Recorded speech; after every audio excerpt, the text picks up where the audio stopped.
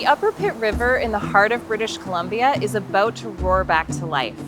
Imagine thousands of salmon returning to their ancestral waters, restoring an ecosystem, and bringing hope to an entire region. This restoration project is one of the largest in Western Canada, and it's also an extraordinary comeback story.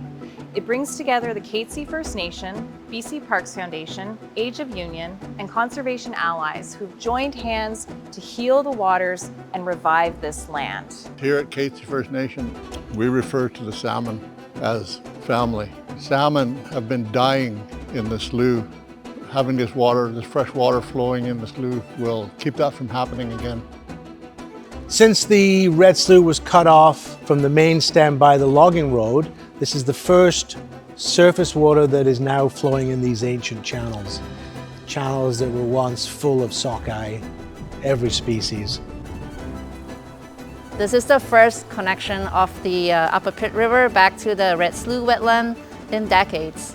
Animals will come and feed on the fish. The nutrients that they carry from the marine ecosystems will come back into the forest and then just make this a much more connected ecosystem once more. The Katzie community has such an incredible leadership, all the elders and the new generations, and how this conservation path is being passed on from generation to generation is very emotional and very beautiful. Our youth are with us today, and maybe one day when they're elders, they're going to say, I remember when that happened.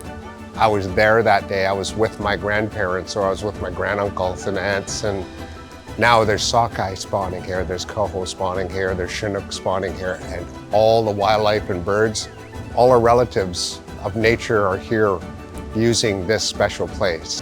When we come together with each other and with nature, we can turn the tide on environmental challenges. By protecting and restoring this ecosystem today, we're ensuring that future generations can enjoy its abundance forever.